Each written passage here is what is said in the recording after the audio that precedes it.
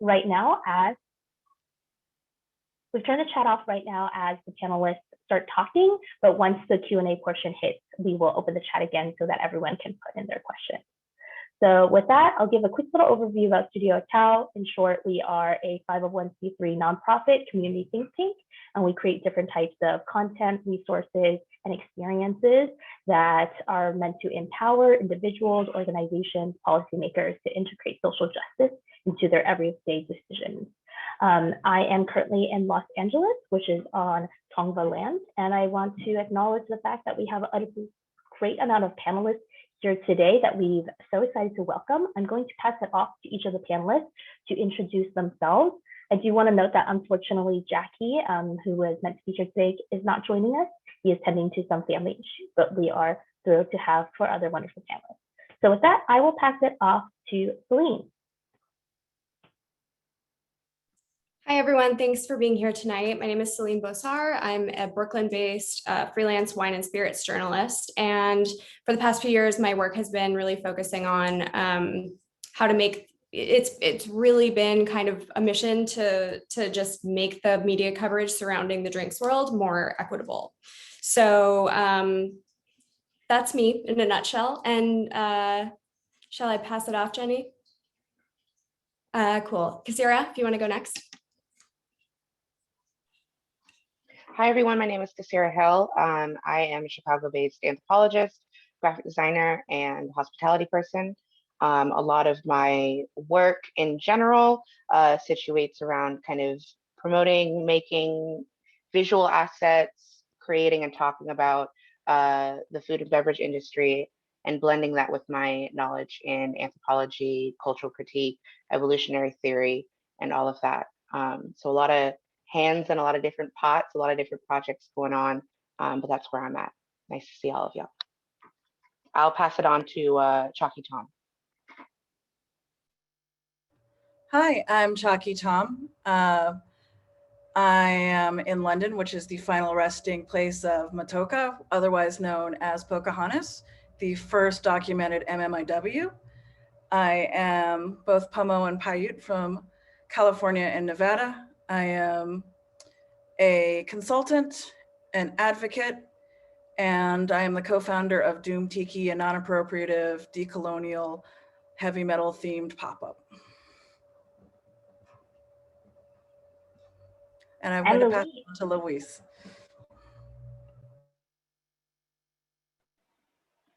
Hi, everybody. My name is Luis Hernandez. I am based out of New York. I am the brand manager and sales director for Ume Plum Spirits, which just launched. And I am also the head of the Brooklyn Young Democrats Policy Committee. Yeah, I mean, much like a lot of people here, you know, always been striving for, you know, people to get the chances that they deserve. And, you know, I'm really excited to be here with this awesome panel and to, you know, it's much like all of you to learn from them and hopefully bring my 2 cents. And thank you all. Who's left? I think we're done, right? Yeah, we're good. All right, so thank you all so much for introducing yourselves.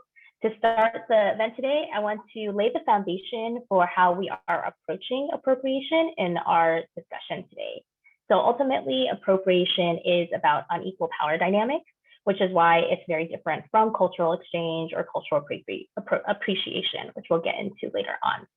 So to start, the working definition of cultural appropriation that we'll be using today is the adoption of elements of one culture by another, especially in cases where a dominant culture exploits an aspect or aspects of a minority culture outside of its original cultural context and or at the expense of the original culture for personal gain.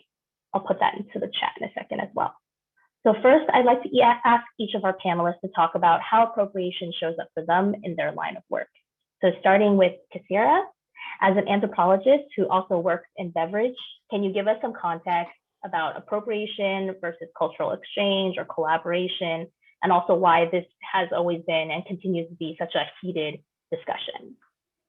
Yeah, absolutely. So I want to start off I'm going to be referencing my notes because I like to keep it clear, succinct. I get a little cyclical sometimes when I talk, but when I was writing down my notes, kind of drafting out how I want to present cultural appropriation, I first started off with thinking about historical moments in contexts where cultural exchange or some form of exchange was necessary. It's an ongoing thing, right? A lot of the reasons why humans have gradually been able to populate, innovate the world is because a lot of that exchange happens, and that's really crucial. So we're talking about reciprocity. We're talking about it being mutually beneficial, whether that be a tangible exchange of goods, or whether that be knowledge exchange, access exchange, travel, et cetera, et cetera.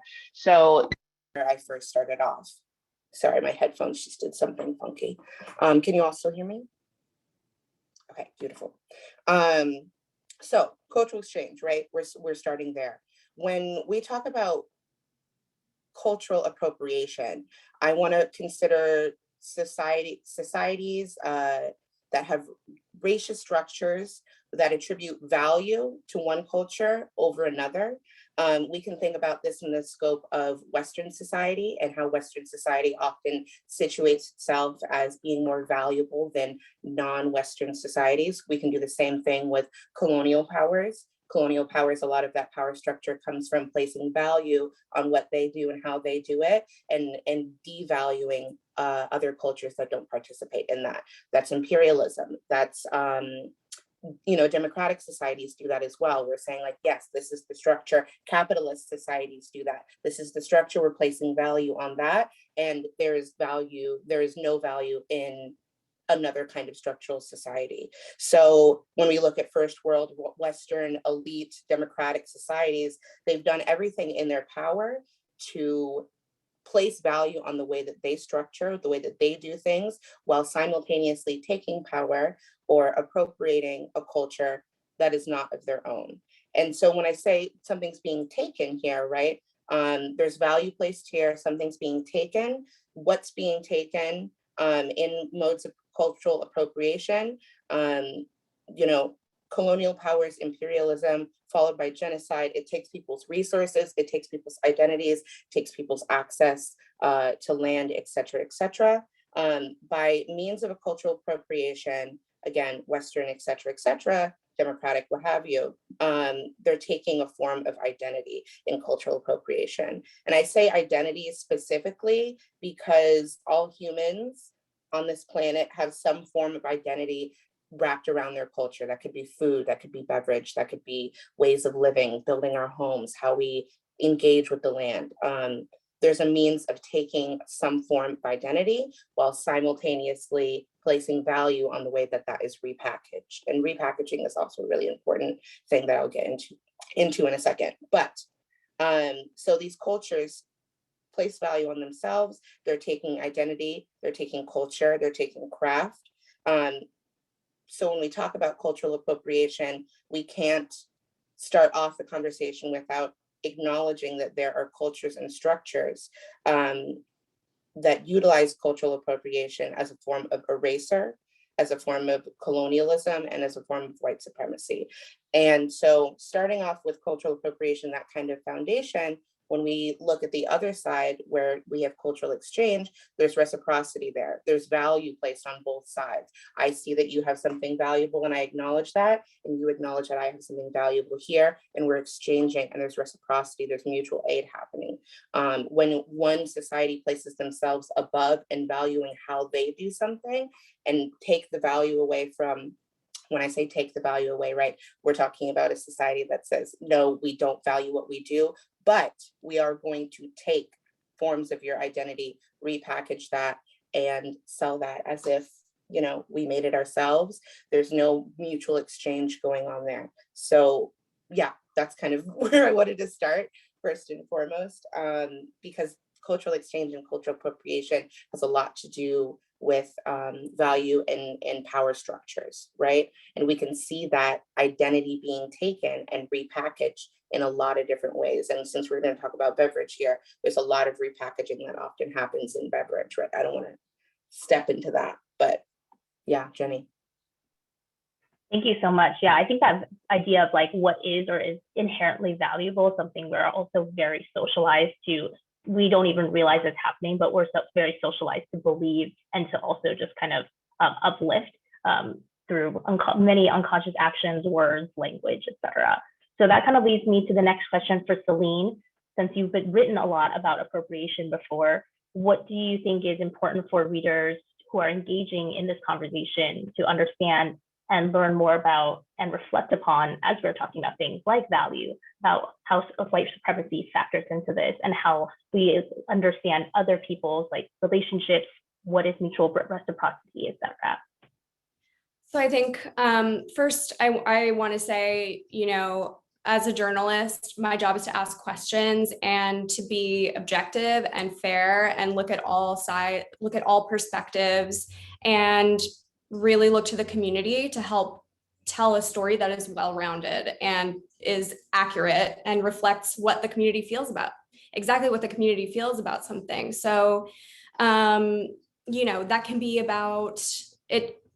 It could be about something as benign as like, you know, the best whiskeys to drink in your bathtub, or like, you know, cases of cultural appropriation, like Chockie and I, you know, we had a lot of discussions about a while back when Apache Gin came out. That was just, you know, there are so many examples, but it's really important, I think, for the media to be up to speed on these things, be asking questions, and for readers to be digesting that. So it is part of our job to make that digestible for readers. So I think that said, the need for understanding is on both sides, because if the media is not informed about issues or, you know, social issues or products or X, Y, or Z, then how can our readers be, you know, they look to our work to be informed. And so if our work isn't informed, then how can our readers be informed, right? And so I think there's a big responsibility that comes with the job. And so that's something that I don't take lightly, and I don't proclaim to be, you know, like the authority on this by any means. It's definitely a learning curve. And I also think that, especially as, you know, anybody who strives to be an ally, but anybody who strives to be an ally in journalism, there is that same kind of responsibility to make sure that your work is equitable, and to make sure that, you know, you're not like your approach is right, your motives are right, and that you're, at the end of the day, you are communicating the right stories in the right ways. And so that's something that's been really important to me. And I think should be important to my fellow journalists as well. So to answer your question, you know, I think that's really important context to take into account when thinking about a question like this. I think, you know, it can be really difficult to, like we were talking in our run through, you know, I touched on the fact that the people who probably need to listen the most are going to be the ones who want to listen the least.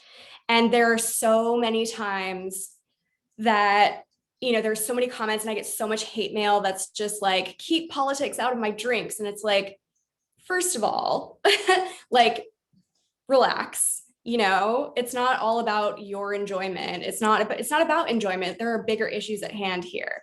And so, and aside from that, we literally can no longer separate politics from drinks. It wasn't ever a thing, but we're talking about it now, and people have to listen. And so, yeah, it is, you know what, it is difficult to shape things in a way that won't, you know, flood your inbox with hate mail, but we try our best, I think.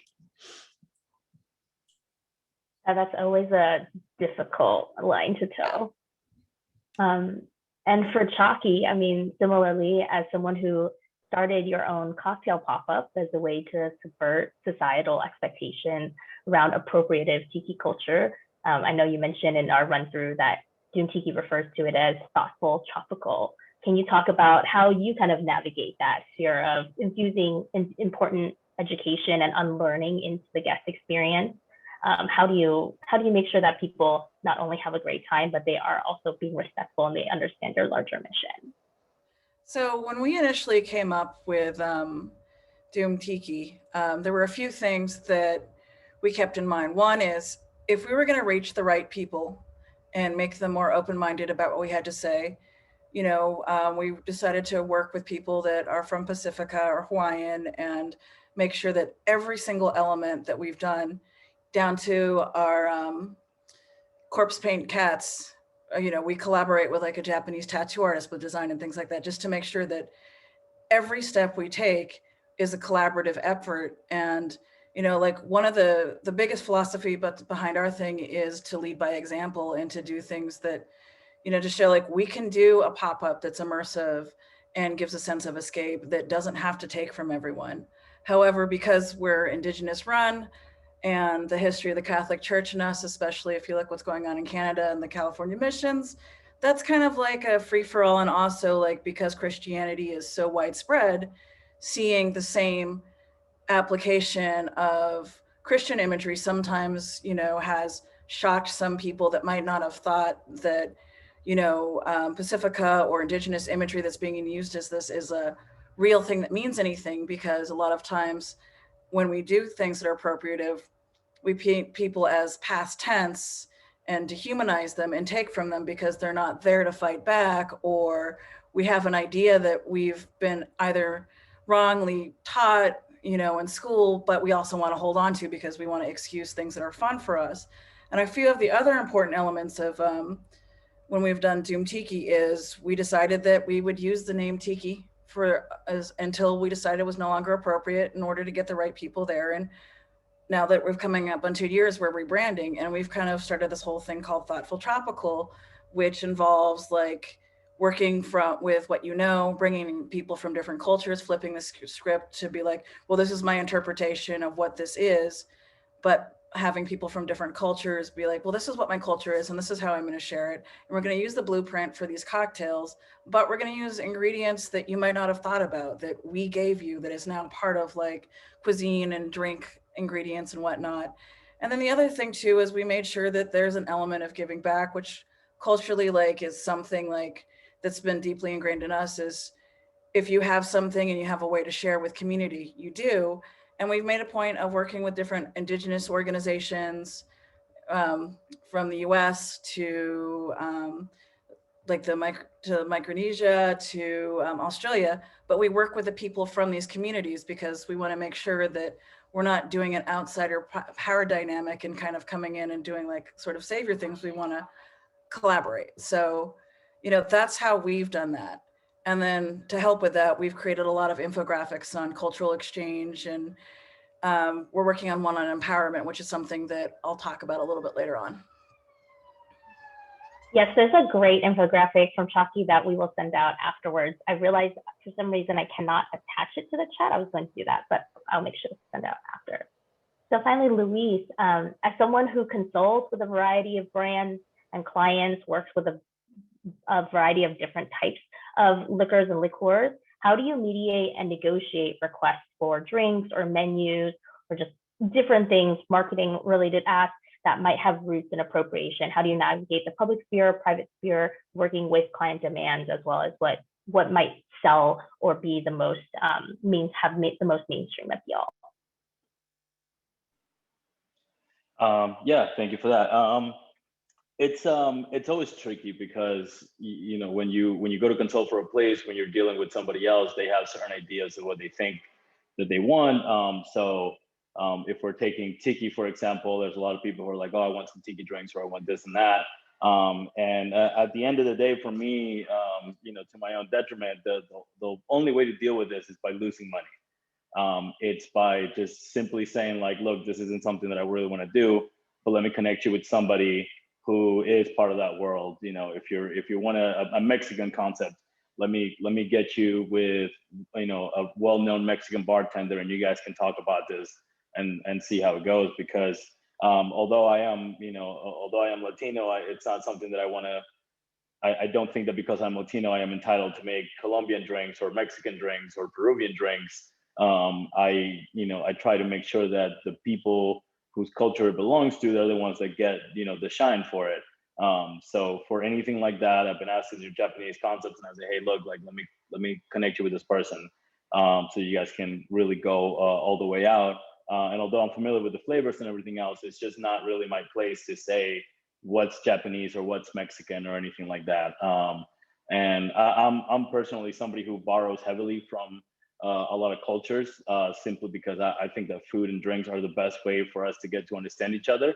All the flavors and things is all deeply rooted in our culture. So I always like to learn new techniques and do all of that. But when it comes out to putting it into somebody's menu, and that you're, you know, there's somebody who's profiting off of this, certain questions need to be asked about, like, well, you're profiting from a Mexican culture and you're not Mexican, or you're not Japanese or whatever, you know, what are you doing to sort of, you know, help those communities, or, you know, to give some shine to the fact that you're taking something from them. And I like the term borrowing sometimes, because, you know, some of us will borrow, but we'll pay homage the right way, and we'll make sure that the right people are running the programs and the right people are involved. But oftentimes, you know, a lot of those places will say that they want, you know, they want to run a Mexican place, and they think that it's okay having Mexican barbacks and, you know, a couple of Mexican bartenders, but nobody in higher office who is actually working on, you know, being a partner, or, you know, anything beyond the head chef, that they can actually basically cannibalize on, that they're not making partners or anything like that. So that's definitely one part of that, that at the end of the day, you just got to know where you stand. And you know, if you're an ally, if you're, you know, even if you're another person from a marginalized community, you really have to make sure that you check yourself and say, like, well, I can't just do this because I'm also marginalized, so that gives me license to, like, do this kinds of things. You just kind of have to hand it up to somebody else.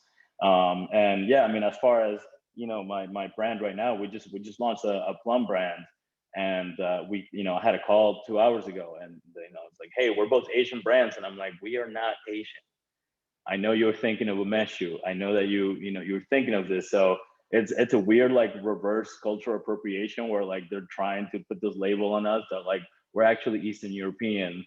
And, you know, it's not just, you know, the learning comes into, like, what it is and what could be as well, where you can't just pretend that because you know something, that you can put that label on somebody else, you know, to pretend that, like, if I see somebody doing something, I can't just yell at them right away and be like, well, you're not Venezuelan, so you can't make that, because I don't know their background. I don't know where they came from. I don't know their stuff.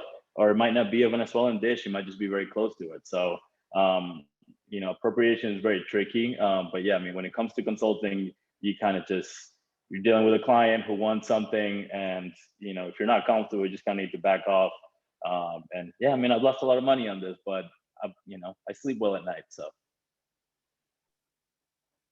Yeah, I think a through line for all of these has been, as we mentioned at the start of the conversation, just unequal power, and kind of navigating how do you not only give and receive power, but subvert power, or try to empower others that may have been historically and continue to be marginalized or discriminated against.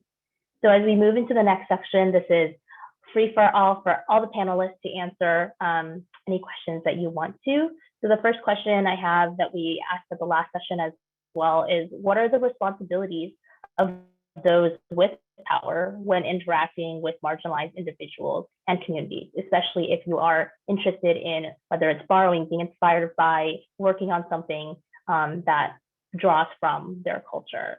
For example, when it comes to distributors, when it comes to different bars, bar managers, brand ambassadors, even award ceremonies, what are these responsibilities? I think one of the biggest parts when I first kind of drafted out like how I felt about this question, I was like, you know, cultural appropriation is kept alive when power structures that are built by taking are maintained. So a lot of what I feel like in answer to this is, how do we how do those in positions of power interacting with marginalized groups, what are the responsibilities there? I think the first and foremost is to look at the structures that were already existing, and whether that be, colonial capitalism or forms of repackaging, which happens a lot in the beverage industry. I think we have to really question how we're coming to folks and how we imagine new ways of collaborating and being involved. So instead, an anthropologist will do research on a culture and maybe posing questions or preparing for their research without having knowledge that's really rooted in that community first and foremost before they even start asking questions. And I think that a lot of that can kind of be transferred over in the sense that before you come in and think that you have even the right questions, are we speaking the right language? If I want to collaborate or what have you with like a beverage person or a brand or whatever, I want to address questions of how these power dynamics work. And I think specifically with capitalism, how do people become, and Louis, you mentioned it earlier, how do people become partners? How do I feel like there's mutual exchange happening, especially in an industry that exploits people's labor, and that form of exploitation can be repackaged and sold, right?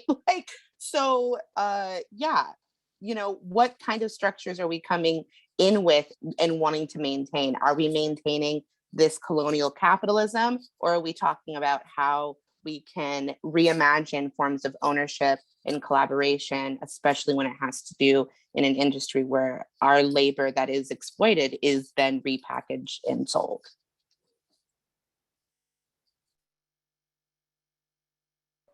I think a couple other things that I want to add, especially based on an experience I've had here, where there was a fundraiser to raise money for animals, and the person in charge decided to call it Find Your Spirit Animal.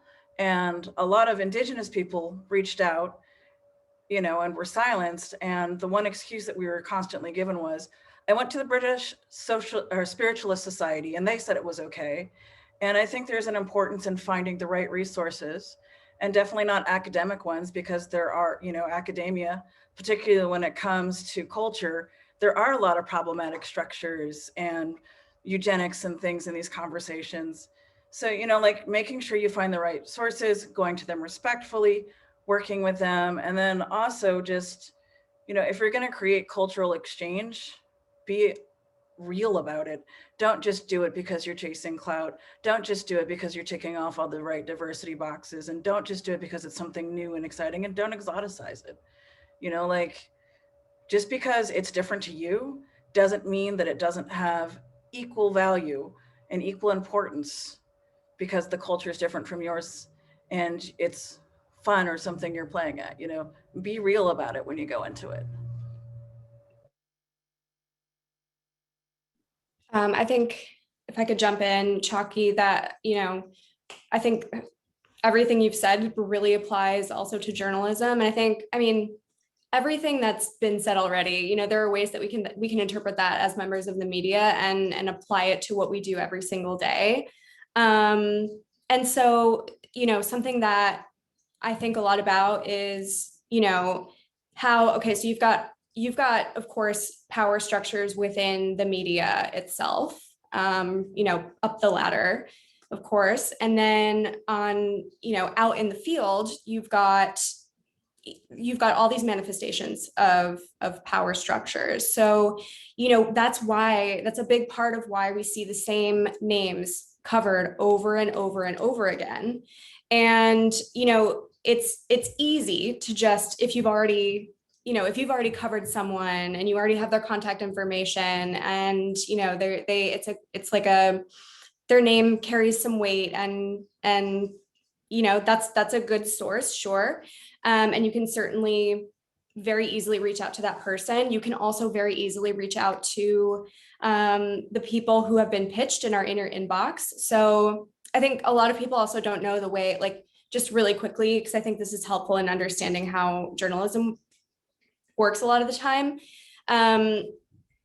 There are, so you have people who work in communications or PR, and their job is to is to facilitate press coverage for on behalf of their clients. So this could be, it could be a brand, it could be a bar, it could be a restaurant, it could be a bartender. So, this person's job, obviously they are paid to do this. And the person who retains, or the company that retains this PR person or company, they pay for that service. And so right there, you have a total delineation between the people and the businesses that can afford to have PR and those that cannot. So that automatically creates a separation between sources. And so I think it's really important that we, on my side, on my professional side of things, and so me and my fellow journalists and editors, I think we have to not just do the lazy thing and reach out to the same people over and over again, like the people who get written about dozens of times every year, and dig a little bit deeper and redistribute that power, because there is inherent power in our platforms, right? So with the power of our pens, I think that we can sort of redistribute in our own way. And it's not a matter of like we can and cannot, it's a matter of like we have to, because otherwise the real stories are not going to get told. You're going to hear the same stories over and over again from the same people over and over again, and it's not real. That's not at all representative of the drinks industry or any industry, frankly. So that's something that I think should be a big part of the conversation on the media side of things. And I also think it's important for, people working out in the field, the people that we write about, to sort of have an understanding of how we work and how we can work together to sort of toward anything. And in this case being, a more equitable media landscape and a more equitable drinks industry in general. Part of that, I think, also is that hard thing of stepping back when someone might be approaching you for your tense coverage and being able to shine a light on someone else in the industry. And that's always very challenging because it feels like you're giving up, but really you are redistributing, you are sharing the space. So this kind of reminds me of something you brought up earlier, Louise, which was this idea of, POC can also appropriate, POC can also cause harm. Like you don't get a carte blanche, as you said in the pre-panel, of doing anything just because you are from a certain race or a certain ethnicity. Can you talk a little bit more about that? And for all the other panelists, how do we have that kind of uncomfortable conversation of instances where BIPOC do appropriate or BIPOC do cause harm in our industry? And how do we rectify that? How do we even start, just addressing it in a more open way? Yeah, I think, sorry, can I jump in? Do you mind? Beautiful, thank you. I think that in understanding how cultural appropriation is a non-mutual exchange and acknowledging that though we are often having conversations about race and racism and the power structures there, that is different than acknowledging that we live in, let's say a developed country or a Western country or a post-colonial country where we do hold some form of power in ways that appropriation can happen between two groups of POCs. And I say that because this is not a conversation about race and identity in that sense, where it really is crucial to understand that, racism is a structure where if you hold the power, then you are able to be racist. And when you're not, blah, blah, that's my opinion. But if we acknowledge the structures of power and exchange inside of cultural appropriation, then we can apply that more widely and acknowledge that, yes, me as a Western, middle class, US raised Black woman, I can still appropriate a culture that my larger Western culture has, devalued or has taken from, right? And that is difficult for me as someone that is moving to the world with this sort of a privilege and this sort of a marginalization or or disadvantaged kind of experience. And so once we start acknowledging that, I think, and understanding that there are still power dynamics outside of identity, in regards to like culture or imperialism or et cetera, or democracy even, then we can start to kind of like, you know, it makes me uncomfortable even, but in that acknowledgement of being like, yes, I am a, you know, I hold these privileges as a Western folk, as someone that was raised in the United States, et cetera, I can see how I can appropriate and take from others or other cultures that may not have those certain privileges or whatever, you know. I had something to add, if you don't mind, Louise. Cool. He's far away. So, I mean, as somebody who's Indigenous, who is constantly appropriated by everybody, I mean, it's exhausting. And it's one of the things is there's always lots of conversations, and in my personal experience about, you know, creating a seat at the table for yourself and, you know, making voices heard and pushing your way forward. But I never hear the conversations that, yes, this metaphorical table that we're at exists on stolen lands, and we're not talking to any of the people whose lands have been stolen. And I mean, I've had like things happen, like there's a really well-known historically significant cocktail book that's great for all of these progressive reasons, but one of the drinks is called the Medicine Woman, and we don't mix drinking with our culture. And the fact that thinking about naming a cocktail that, and there was no thought put into that, is just very frustrating. And that's something that we need to change, and we need to include our diversity conversations to actually be everybody, not just what month it is. You know, it's not just about celebrating this, this, and this because this is what's going to look good for our publication, or this is going to look good for, you know, our brand, but actually like legitimately building everybody up together. And, you know, another thing about when, you know, you do appropriate from each other, you're still upholding the different systems that white supremacy has put in. And, you know, colonization is a multi-generational ongoing situation. I mean, the US is a colonized place, and my people are still being colonized and sort of pushed out. So, you know, it's not a past tense thing. And, you know, having these conversations and working together between like these different groups involves, you know, confronting some very uncomfortable truths, especially in regard to the work that I've done with Tiki. That's one place where, like, you know, it's really disappointing when I come across other people that are supposed to be more progressive about it, and they're actually still upholding the same problematic issues for profit.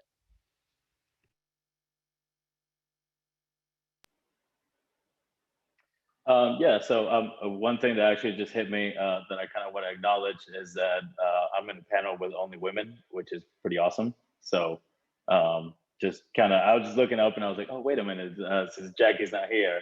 But shout out to Celine and her bottle of Sorrel in the back to represent Jackie while he's not here. Yeah, I mean, look, I think those are both really great points.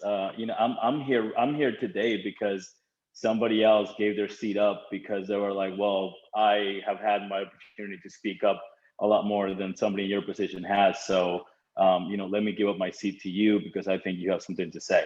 I'm not necessarily sure that I have something to say, but I think that's the right approach that people, you know, should take. And I mean, I do it all the time where if somebody wants an article from me, but I know that there's somebody who, you know, needs to be in it, I will at least shout them out and get their name in it and not just keep their shine for myself, or I might just hand it all, you know, all up to them. So I think, you know, when we talk about that stuff, it's not just about the cultural appropriation, you know, part of it, but it's just, we should really be able to give shine to a lot more people that are in our communities, because I see it too many times.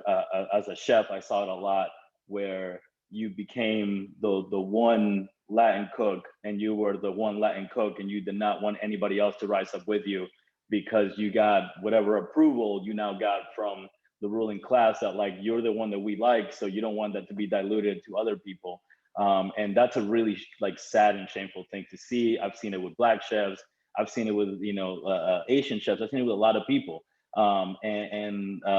It's something that it's really sad to see. I hope that's something that changes in the future. But you know, that really comes down to the whole idea that just because you're marginalized doesn't mean that you cannot cannibalize somebody else, who is also marginalized. That does not give you, license to borrow their stuff because you're in the same boat, or however you want to do it. Right now, as we started our brand, I'm the brand manager. I'm in charge of creating everything that happens, in the United States.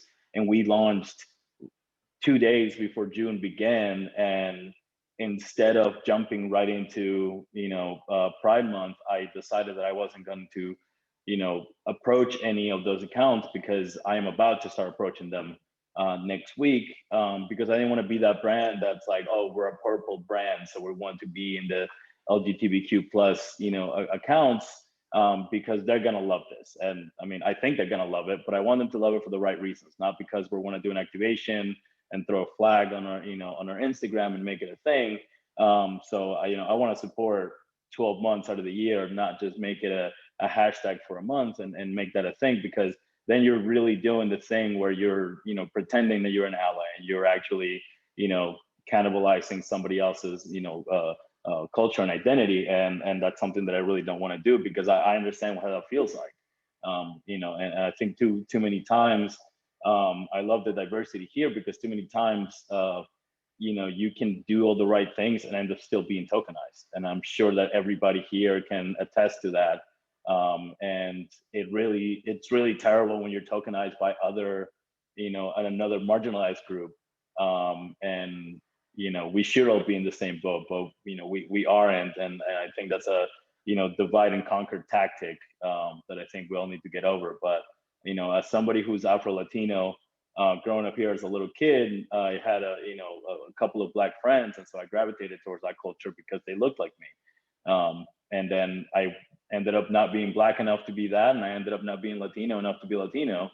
And it's it's a weird no man's land to be in, but it's something where we can definitely, as marginalized groups, we can deny others their heritage and take it for ourselves, which is not fun. I mean, I've had conversations with a lot of like American Black bartenders who tend to claim rum as their own, even Caribbean rum and things like that. I'm like, well, but rum belongs to the Haitians. That's not necessarily only a Black thing. That is their Haitian culture. And so I think we need to be very careful when it comes to that, as to everybody's got, you might have ancestors that are Haitian, and that's your people then.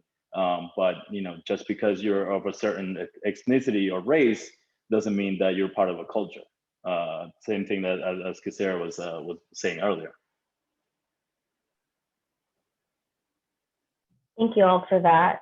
So given what we know now, I also want to talk a little bit about examples of how we can do better as the industry tries to move forward, as we stumble and make mistakes along the way. What are ways that we can improve? So what sort of questions do we need to be asking when we are utilizing ideas, ingredients, techniques from cultures outside of our own? How could we have done it right? So two of the examples we talked about in our pre-panel thing, one was Kendall Jenner, the other was Michael B. Jordan. So if anyone wants to kind of talk about how that situation unfolded, how we could have avoided certain bad parts of that situation, how some of those have been resolved, some better than others.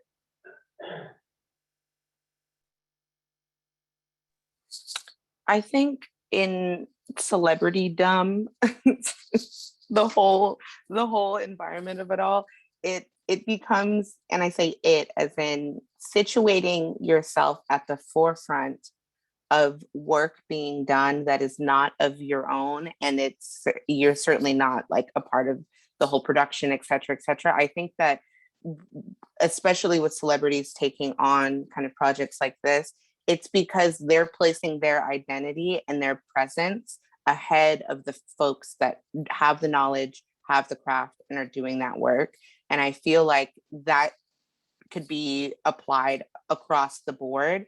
But I think especially when you're putting yourself as the face of something, without stepping to the side and allowing room for other folks that actually know what is going down and and are doing the work, or maybe are culturally or ancestrally connected to that work, instead of tapping to the side, it becomes a problem when you put yourself in the forefront. T.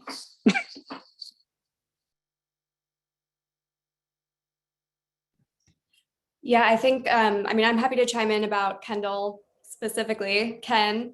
So I wrote an article about Kendall Jenner's Tequila. And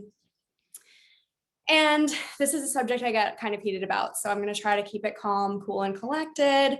But basically, you know, everything Kisira just said about centering oneself, especially when you're, it's just that much more egregious when you're a white person coming from the utmost place of privilege, and like a Kardashian who is already known to be very wealthy, known to be very, very privileged on many different levels, and who's also known to be a culture vulture. Like it's kind of their thing. It's been their thing. So immediately, like, alarm bells went off the second I saw her Instagram post about like her announcement was, you know, for this project was like her tasting tequila with a bunch of other white people and being like, this one's strong, this one's stronger, and then like holds one of them up and everyone like erupts into applause and like, you know, all that jazz. So immediately these alarm bells go off and I'm like, you know, we know the rum industry to be extremely problematic given the history of colonization in, you know, the tropics. We know agave spirits to be extremely problematic for a number of reasons, and it's mostly, it has to do with white people co-opting and colonizing. And like Chockie said earlier, colonization isn't just something that goes away. It is so ingrained in our society that, and I recently wrote an article about this for liquor.com, between the parallels about like the parallels between the colonization that's gone on for centuries and how that has trickled down and is its own form of modern colonization today. So we see these things so often and they're so ingrained in us that we don't even necessarily always pick it up as appropriation or colonization. And so that's why celebrities like Kendall Jenner or Bryan Cranston and Aaron Paul, they get away sometimes with taking a piece of a culture that they have absolutely nothing to do with, other than they went on a trip and were so inspired and, you know, decided to capitalize on this product. That's their only connection. And you never really see them giving back to the land, giving back to the people. So, or highlighting the people who are actually making the product, who are actually representing the culture from which X, Y, or Z product comes. So the issue with cases like the Kendall Jenner tequila debacle, you know, they're thousandfold, but it's really just, at the end of the day, I think it comes down to, it took so many steps for, you know, with the people around her to allow her to get to this point where she actually has a brand. You know, she went to producers, she developed a marketing team, they branded everything, they blah, blah, blah, blah, blah, like so many steps to create a business. And not one person successfully at any point said, do you think maybe like this isn't the best idea? Do you think maybe you could like you should stay in your lane and do something that isn't being stolen from another culture by you as a white person? Like, you could do vodka, girl, like just do vodka and you'll be fine, you know, or just do better, just do better. So for me, it comes down to, and the reason that I like to cover these things, because we do have to be talking about these things, otherwise it's never going to stop. It just comes down to, at the end of the day, like, white people, like, just listen. We just have to listen. And we need to ask ourselves these questions. I think, like, you know, like some of my fellow panelists have said, we have to ask ourselves these questions that are really important. And those questions just look like, is it my place to put myself in the forefront here? or the foreground here? Is it my place to do this, that, or the other thing? And if the answer is anything but like an enthusiastic yes, then you probably shouldn't do it. I think on the plus side of that, with what happened with Michael B. Jordan and his rum, is that he listened and he learned, he acted, and it was very visible. It got tons of media attention from people from all over, and I've seen some actually like good conversations happen about like Black versus being Caribbean versus being African versus being African American, and just, you know, addressing issues within that. And you know, I hope that more brands that say that they're going to change things or not use offensive names or do things better follow that lead. You know, I mean, granted, it was what Nicki Minaj really like going out there and getting it like the attention it needed, but it worked.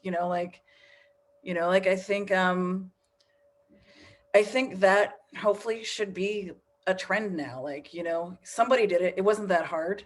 It's not that hard to follow.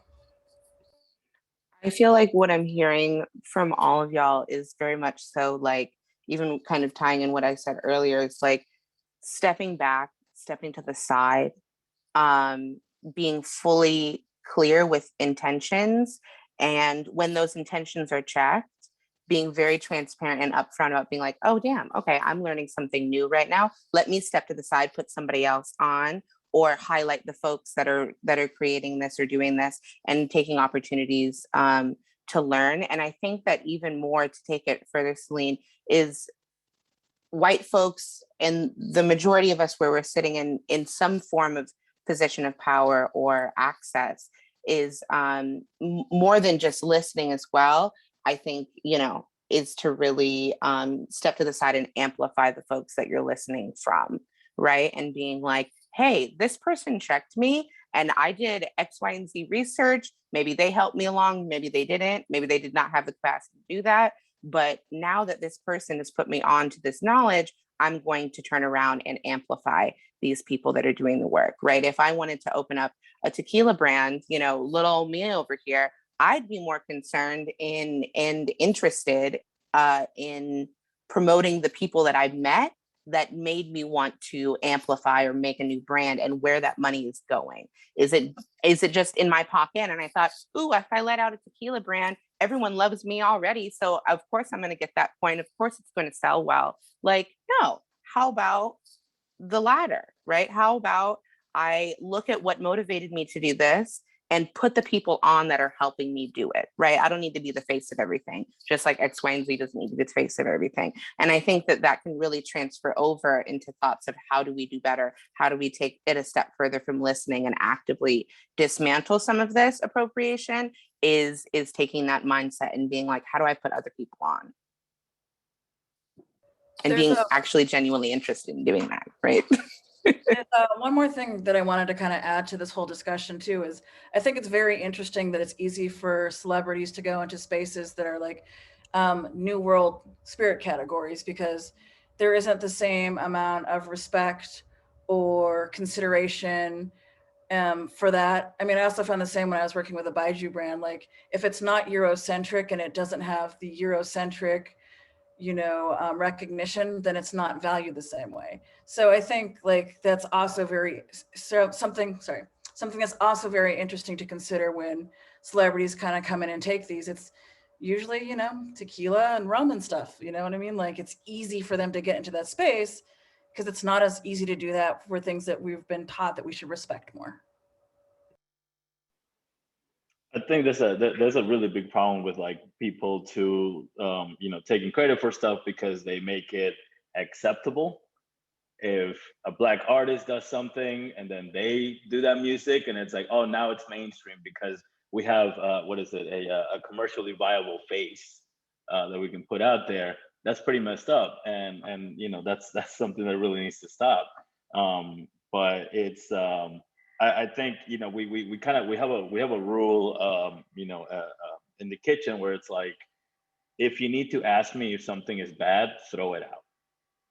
So it's, if you're asking yourself like, well, should I do this? You probably shouldn't, but it's a good start. And at that point, it's important that you ask the right people. I am gonna assume that if Kanye West asks somebody, they're gonna be like, "Yeah, man, go ahead, do it. You're good. You Kanye West, you're the man," because nobody's gonna tell him no.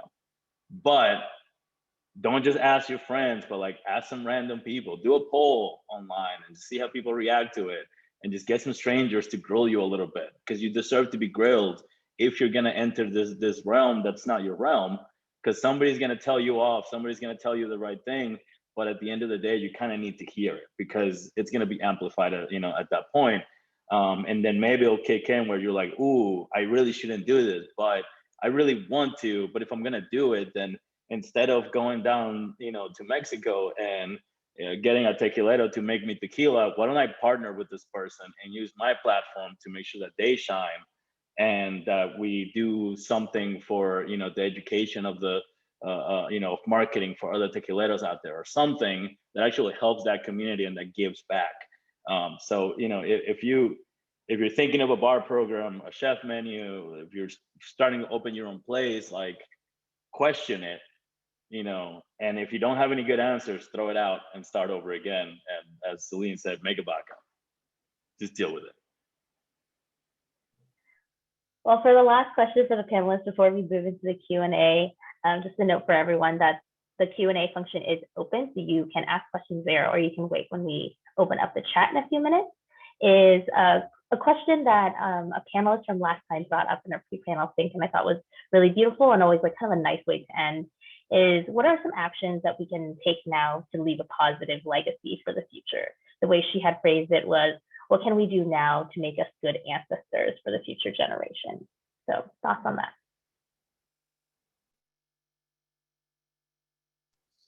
Tearing down abusive structures of capitalism.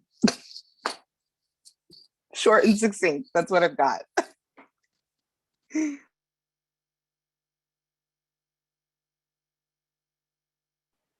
I always like to encourage people to look up the land that they're living on, particularly if you're in the US, learn about the people that are there and learn about them now, and be part of making things better.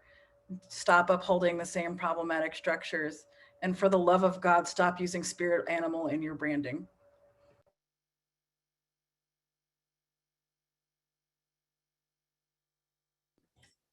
Yeah, make a vodka. I'm just kidding, but I might put that in my Instagram profile.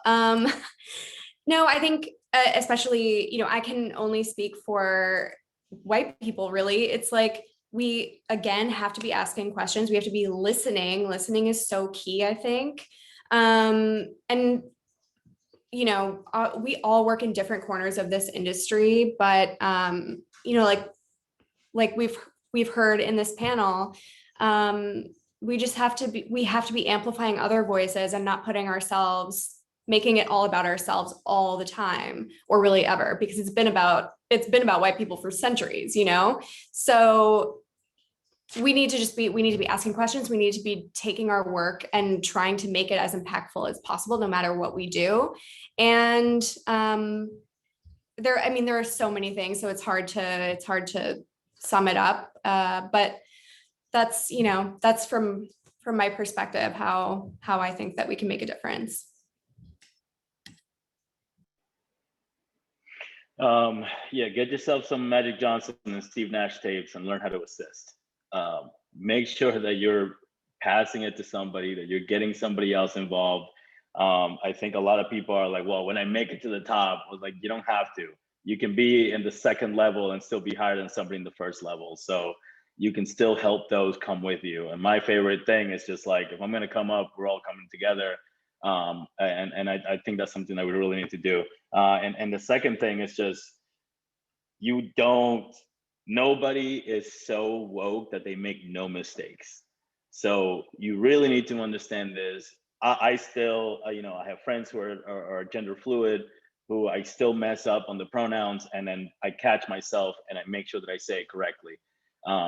It's okay to make mistakes as long as your heart's in the right place and you're thinking about the right things. But just don't think that just because you are not, the best person already, that you cannot become that. and really take the time to do the work and admit when you made a mistake and admit when you need, you forgot to give somebody, a heads up about something, or that you forgot to give somebody an assist. Like, that's okay, but that's part of the work. And that's how, that's how we do that. And we end the systems that are really keeping a lot of us down, is just by actually doing the work. So you can start right now. You can start small. It's not that big of a deal, but it matters to others a lot. So, recognize when things around you are good, and then help somebody else so they can reach that level. Thank you all so much. Well, with that, Zoe, will you re-enable our chat? We do have one question, so I will start with that one, and you should now be able to ask questions in the chat or via the Q&A function. So this question is from Chris. The other day, I bought a bottle of Denizen's dark rum. On the back of the bottle, they pay homage to slaves that rebelled against their slave holders. Are there questions you'd be asking if you were me to understand if this is genuine versus good marketing? And there is a link that he put in, so I'll put that into the chat as well.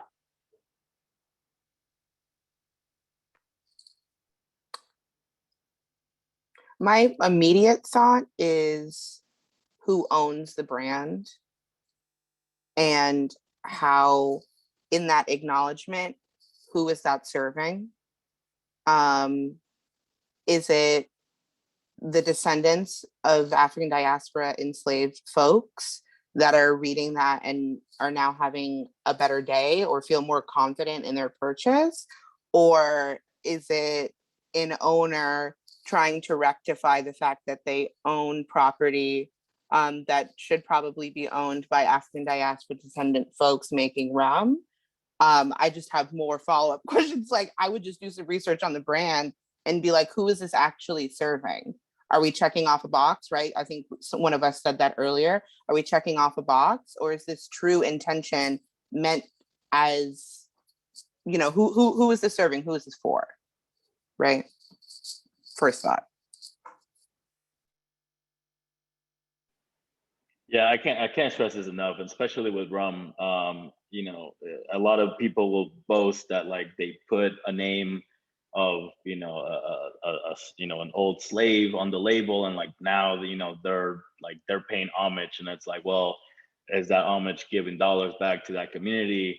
How much are you paying the people who are harvesting the cane? How much are you paying the people who are actually making the rum? Are you putting forth the name of the master distiller? Like, what are you doing? Because like, it's a nice sentiment if it was genuine, but it's just like, oh yeah, hey, you're cool, but we're gonna keep all the money, and that, at the end of the day, that doesn't do us any good. So when it comes to a lot of the spirits, whether it's tequila or anything, find out what they're doing with the jimadores, find out who's making the spirit, find out who owns the land where they're making the spirit, and like, what are they doing for that? Are they replenishing, the crops? Like, what's going on? Because a lot of times they move in, they make their money, they sell it, and they're out, and nobody cares. But they put a cool name on the bottle, so hey, thumbs up.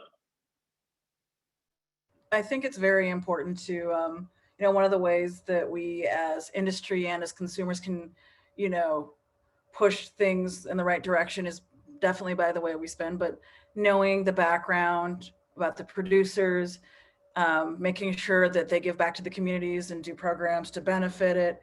And especially rum is one of those kind of wild, it's kind of all over the place right now, and the industry is going through some big changes, and there's a lot of important conversations that are being had and things like that. So I'm just really glad that people are now calling attention to things in that category that are problematic, and I'm glad that there are people that are actively working to make it to do good work within that category. And especially even in the cocktail space that I'm in, I've noticed also that there's been a shift in a lot of the bars that I've been consulting for on how to be less problematic, and how to take and how to work with the communities, and how to build positive relationships and give back. So, and even in the conversations that come up about this stuff, I've seen more of like the conversations that I've been having reflected from people that I didn't necessarily expect it to be reflected from. So, you know, there is some positive momentum with all of this stuff too. And I think that's important to note. And I think that's just because of a lot of work that a lot of people in this panel have been doing. Right. What you were saying, Chockie, reminded me of an opinion that I felt like I established earlier on, like last June, when it felt very performative at a certain point when BLM and protests were going on right now about police reform. And I just felt like right now we've done a lot of work for visibility. We no longer need visibility work. We can all acknowledge X, Y, and Z need to happen, or that we acknowledge that we're seeing things that need to be changed. This is no longer the time for visibility work. This is the time for actionable items, right? So again, who does it serve? Who are we paying? And what are people getting from this? I don't need necessarily like, dope, great, you put an acknowledgement on there. That's amazing. Now we need to incorporate that into our daily lives, right? I don't need to, you know, have a poster on my house that says I acknowledge native land. I need to be actively a part of reforming the structures around native land. Bad example because I don't have anything, right? But like, I no longer need to be doing visibility work. Like, yeah, we acknowledge that this is native land.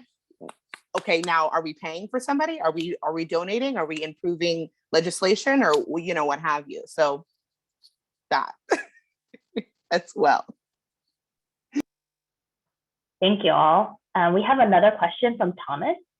As a white man who owns a tea company with another white man, is there a way to highlight / pay homage to / utilize imagery from relevant Asian cultures in a genuine / authentic way?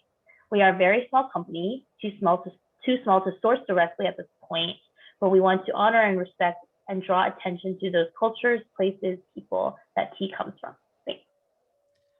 I'm going to go back to, if it's not collaborative, even having the best intent and paying homage isn't enough. So if you want to create these relationships, find a way to collaborate and give back to the people whose stuff that you're sharing in a way that they deem respectful. Like one of the things that always comes up a lot for me is the whole, like, it's not a debate. The whole mascot thing is messed up. But, you know, one of the things is like, everyone's like, well, we're honoring you. But one of the most important quotes I've ever heard from Fern Mathias, who is a family friend and the head of AIM for Los Angeles, she said, you don't get to decide how to honor us. So if it's not collaboration, it's not good enough. I'm also gonna throw this out there, like, you know, you're saying that you're a small brand, and so like you might not be able to do anything monetary, but as Chockie was saying just now, like just reaching out to those people in that community and acknowledging them and acknowledging like where this stuff comes from. It's up to them to decide if that's okay, but that might be enough for now. But it's you have to put yourself out there. You have to ask the questions of those specific communities where you're getting your tea, and you know, just see how they feel about this stuff, because a lot of people are very happy with having the story told only, and they don't really need money from somebody else. You know, just now we saw the U.S. government. It's like, well, you know, Black Lives Matter and everything, asking for a lot of things, and they're like, hey, we're gonna give you Juneteenth, and it's like, all right, well, that's nice, but like, I would like to not get shot when I'm driving. So like, that's, you know, that we need actual change. Appreciate like the little nod, but like that is a little nod. And I'm assuming that your company is not the United States government, and you do not have the money and power to make actual change. But that doesn't mean that you can't do something small that would still make those people happy and would still tell their story a little bit. So as Chockie was saying, just reach out. Yeah. I think y'all are both saying, find a way to make that exchange mutual. And that's how we can really look at the heart of what we're doing. We can pay homage, but how are we paying homage? How do we make that exchange mutual? And if it's we appreciate the knowledge and the history and, you know, the ancestry attached to a certain food product or a certain process, we're talking about tea, then why don't I feel like, you know, from an academic point of view, I feel like read an article or amplify a writer or amplify some books that folks can purchase, you know, in your branding or whatever, and being like, yeah, we love the history around this item, and this is who we learned from, and we're amplifying that instead of, like, let's say, bringing it into your branding or making it have a Japanese or a Chinese feel to the branding. We can go here and be like, we love all of this artistry, we love the ancestral history, we love all of that. Here are some resources where we learned from, and some books that you can purchase from some awesome writers that identify with that culture. How do we create that exchange? And it kind of takes a little bit of creative thought and innovation, because a lot of the structures that we live in are about non-mutual exchange. We're talking about taking a lot, and we kind of just have to get a little bit more creative with how we incorporate that homage or create that exchange. And it takes a little thought, and it is hard, but it is, how do we create that exchange is really crucial, I think, at the root of it. Thank you for that. We have a question from Manny in the chat for Celine. For years, the LA Times did a poor job in the lack of people of color in Hollywood because it was so dependent on Hollywood advertising. Have you encountered any such bias in media, or is the media landscape so fragmented or vast that this is no longer an issue?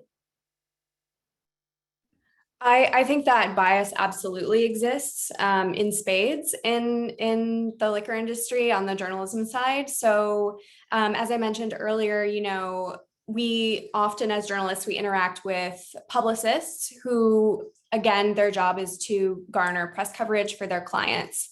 Again, that could be a person, it could be a brand, it could be a place, bar, restaurant, etc. And so right there, there's an automatic variable that controls what's being put in front of you. And if you only rely on what's being put in front of you, like, Hollywood not casting directors, but like media people in Hollywood, they were simply covering what was put in front of them on a silver platter. And so a lot of the time, again, like I mentioned before, it's a lot of the time it's the same people over and over again.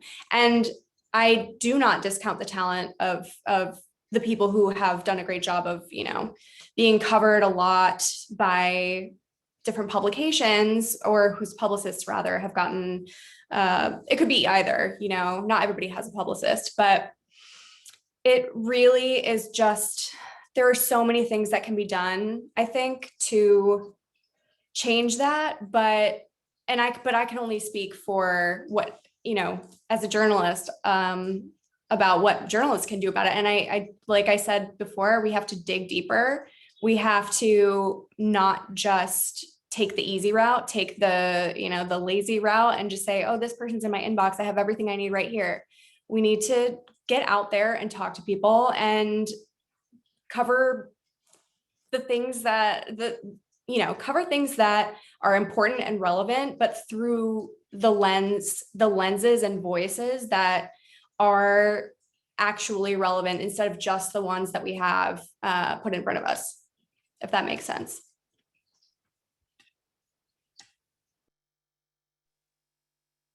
We have time probably for one more question. If anybody wants to ask one, I'll wait a beat.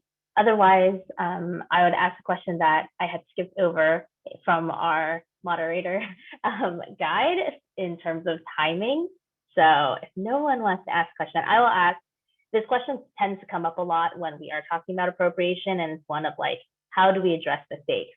Chockie, you mentioned this earlier about Michael B. Jordan recognizing where he went wrong, listening, and acknowledging where things he could have done better. But what are other ways that you want to see, whether it's individuals, whether it's brands, whether it's bars, whether it's distributors, media companies, when mistakes do happen as we're trying to figure things out? How do you acknowledge them? How do you own up to it? How do you respond to critical feedback?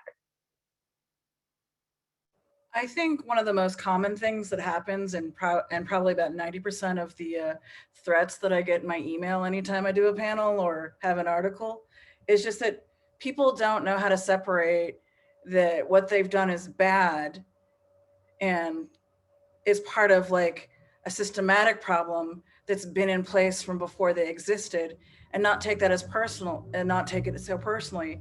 And also being like, this can be a learning experience. You can take criticism, like you can come up with some solutions. Like I have like a guide that I gave you guys to distribute that just kind of like addresses some ideas for dealing with it. But again, like unless you're willing to learn, you're not going to move forward with this, and the world's changing to not be like that as much, and you're just going to kind of get left behind. So you can be part of the solution, or you can be backwards and be part of the problem.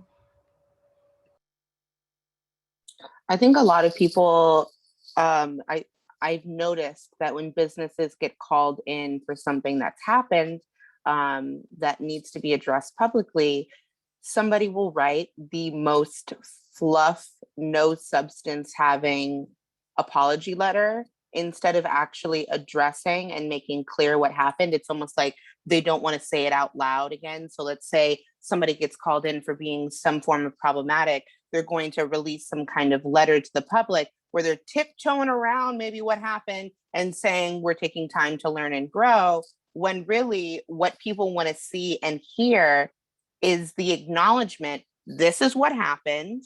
This is how we were called in. And here are the actionable steps that we are going to incorporate / give us some time to work it out. If we're not sure what those steps are yet, we're going to take a step back from being public for a moment. We're going to put this letter out there and take a step back and lean into how to change or adjust or whatever. And that doesn't have to be the end of the world. But if you send out some fluff apology that doesn't actually address anything, then nothing is what was the intention in putting the apology letter out? Just so that you could feel like you checked a box, you know what I mean? So I feel like if you don't have those actionable steps quite yet, lean into how you've been called in.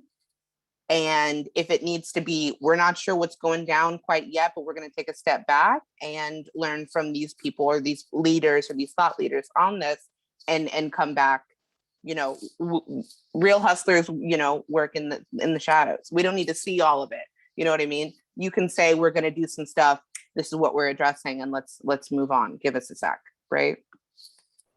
Oh, and one more important thing, nobody owes you forgiveness for doing the right thing.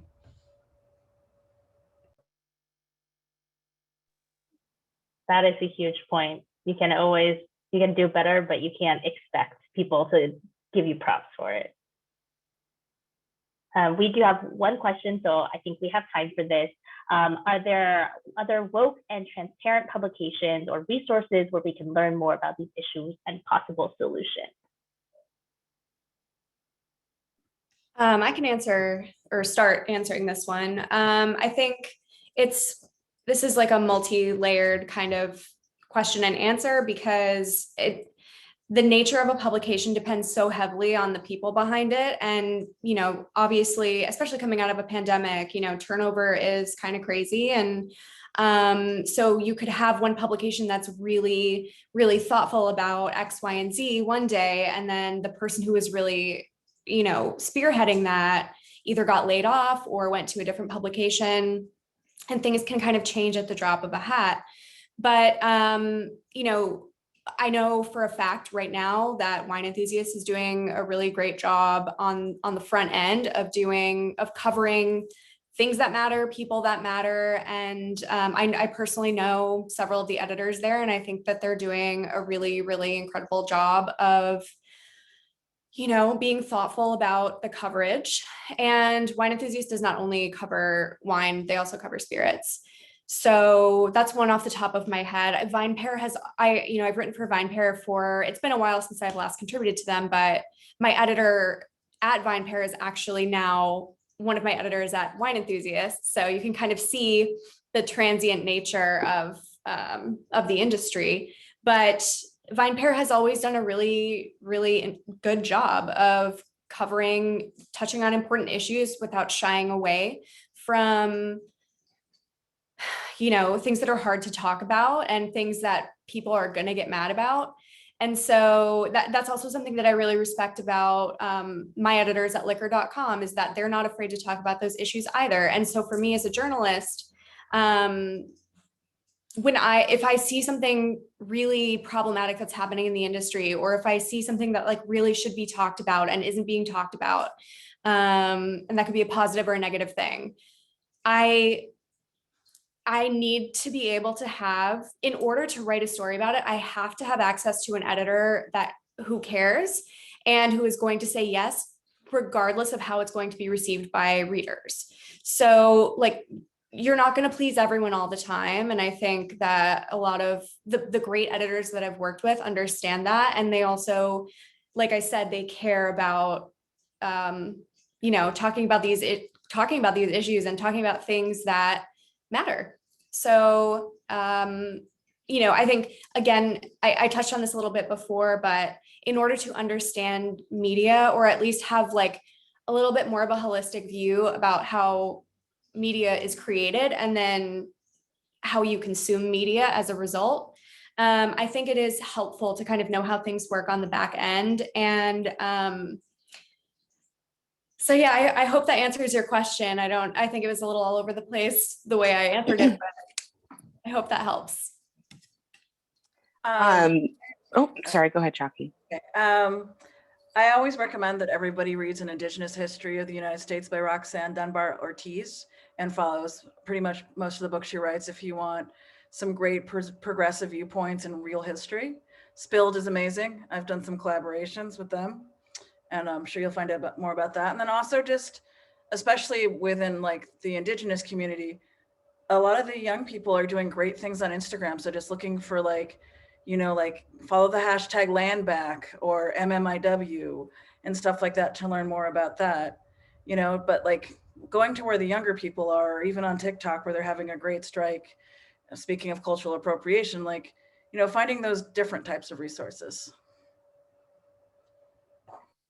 Thanks for the plug, Chockie, also. I was going to say that I don't follow specific publications, but I follow like writers. So Portia Wilson at Portia Wilson is an amazing writer. Vani at Sincerely Vani is also an amazing writer. And often these writers, specifically Vani, has in her Instagram like other publications, listed in her bio that she's written for. And so I'll look to my writer friends and who they're writing for, but specifically following writers that I enjoy that cover topics, regardless of the publication that they're pitching the piece to or who's published the piece, is a great way to go about it.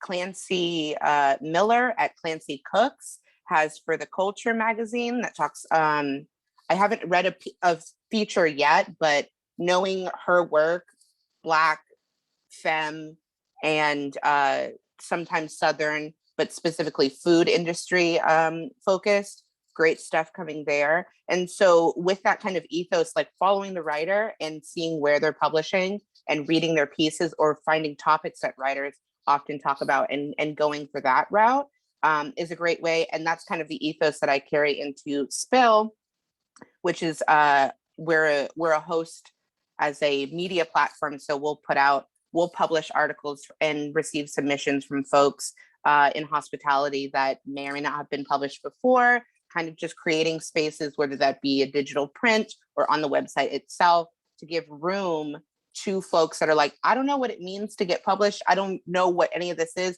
but I do have a written piece that I'm looking for someone to amplify. And I think that going about it that way, whether it be finding a writer that you really enjoy and following them, or amplifying other writers that may not even be able to publish something, right? And going to something that's a little bit more grassroots, in the sense that, you're finding the folks that may not have the privilege or access to get something published, but are really in the nitty gritty of it all and have the knowledge and creating access for that. So sorry, go ahead, Luis. No, go ahead. Just real quick, I'd love to expand on Kisira's point. I think as a writer, and knowing that being on the inside of the media and knowing how kind of shrouded in mystery it can seem to be, and I think people just don't really know the way, like how media pieces come to be, how stories come to be, how articles come to be.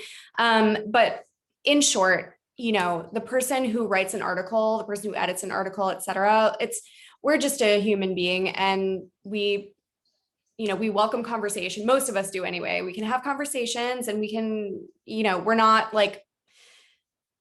inaccessible at all. And so if you have a question for a writer, or if you say, hey, like, I would love to be covered in my dream publication.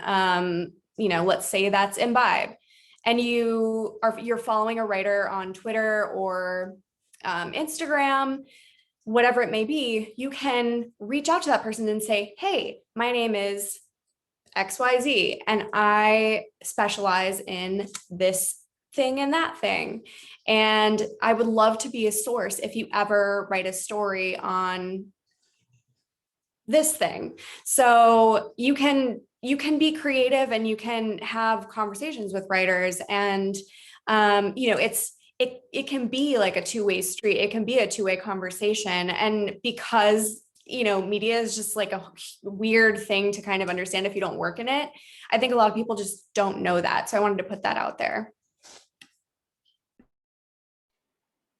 One thing I wanted to shout out real quick, it's Thirsty. I think Thirsty is a pretty awesome publication. I know I had my first big write-up at Thirsty before I won any awards, before anybody really knew who I was.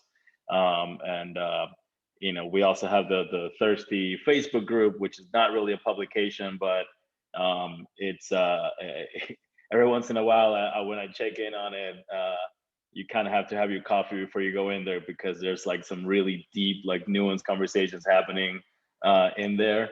So it's really something to pay attention. And then separately, but related, I also want to just give a shout out to Tara, who runs Thirsty, who just makes sure that the people who are moderating are like super diverse and making sure that the conversation stays on track, but not necessarily finding things in the group that are going to be, by a writer that's, writing something for Thirsty, but just articles from all over the world about many, many different things. But Thirsty, the actual magazine, is also a really good source for sure. Absolutely co-sign Thirsty. I love it to death. I think the industry group has been so key in a lot of my pieces. And I think, so I'm grateful for that, first of all, but also because Tara is somebody who, and she and I have been friends for years, and she's like a sister to me, and I just effing love her so much. But so hi, Tara. But she is somebody who cares so much, so much about, lifting people up and giving credit where credit is due.